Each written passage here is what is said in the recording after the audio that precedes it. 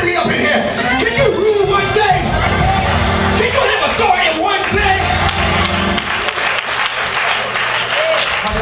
Just one day. God said, now, if I stand up and I'm not resting no more, then you can't win. Yes, yes. But when I sit down and rest, I want to see me and you. Come on. Come on. I want to know that everything I taught you, everything I deposited in you, everything that I said to you and you believe about me, I want to know if you can really do it. So I'm going to rest one. So you can rule one. So you can dominate one. This is the day that the Lord has made, and I will rejoice.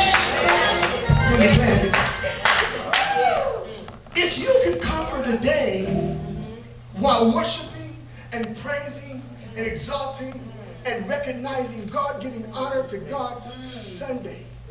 God said, I'll take Monday, Tuesday, Wednesday, Thursday, Friday, and Saturday. The reason why some of us got so much hell in our week is because we ain't got no heaven on our Sunday. Now you might think that's insignificant, and how can you say that? Well, let me tell you how. You keep coming on Sunday. All right.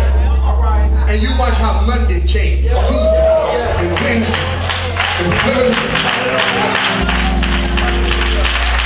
And when stuff happens on those days, they're meaningless.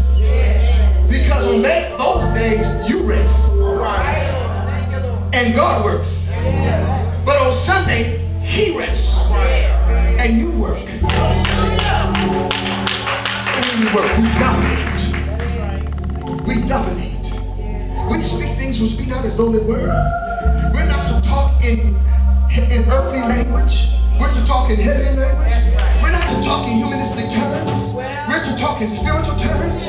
We're to talk like God talked. That's why in Revelation, when Jesus said, introduced himself, he said, I am he that liveth and was dead. That's powerful right there.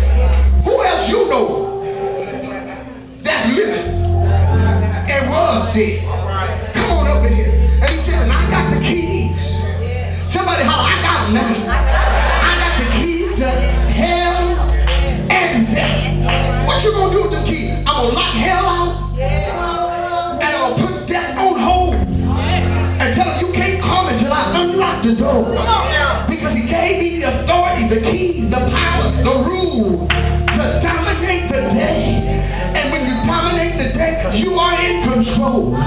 Things will happen, but they will not dominate you. You will dominate them. And that's the difference. Chaos gets introduced to God. When chaos meets theos, trouble finds out that God allowed you so we can have triumph. We can have victory because of you. Wouldn't it be wonderful if we never had trouble? Wouldn't it be wonderful if everybody in your life was perfect? Wouldn't it be wonderful if your children never act up? I'm turning around now. Wouldn't it be wonderful if you didn't have to tolerate and put up if nothing, everything was beautiful? Let me tell you something. If everything was perfect, we would never know victory, authority, nor God. Creation begun with chaos. Because when you read in Genesis 1, the earth was without form and void. But it ain't got no form. Y'all know it's jacked up, right? Right? I mean, no form. That sounds like a mess to me, just a mass of nothing. And God spoke to a mass of nothing and gave it form.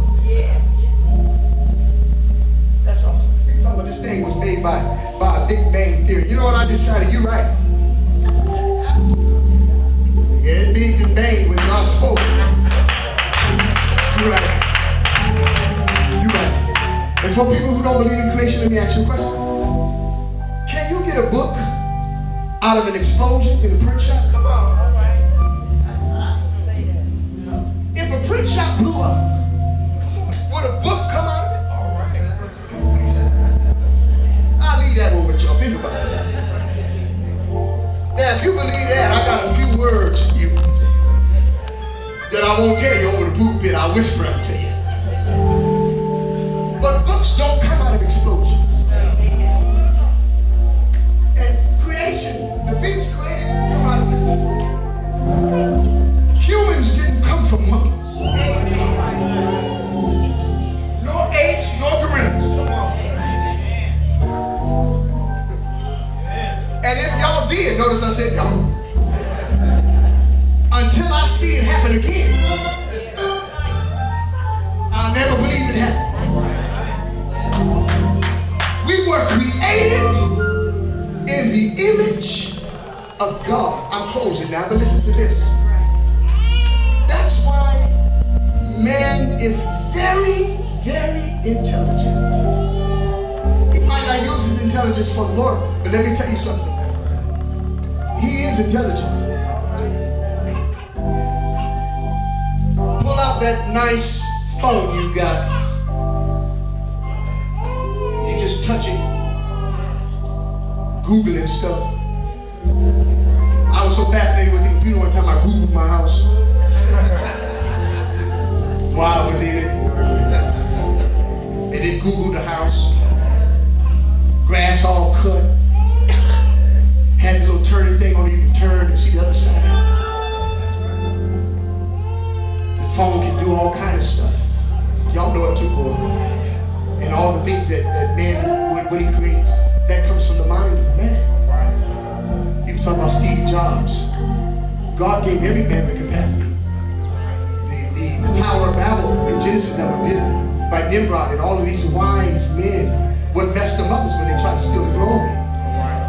How man now can open up your heart, do these bypasses. And I think they give them a new heart and change hearts and lungs and all these things. That came from God. All the things we enjoy that we never pay attention to. When it's hot, how glorious becomes air conditioning. When it's cold, how divine becomes heat. How many of y'all got an ice chest at home for a refrigerator? Nobody. Everybody got a refrigerator that you plug in, that keeps things cool, that you keep things fresh. All of these little things we enjoy. A car, I can't explain it, but I love to drive. Put some gas in it, a little oil, and keep rolling. All the wonderful things we can't explain that we enjoy. Breathing, inhaling, exhaling air. The mind, the memory, the blood, the different types of blood flows through the bloodstream. The pressure that pushes it through the heart, all the way down from the head to the feet and back up. How many times the heart beat each second?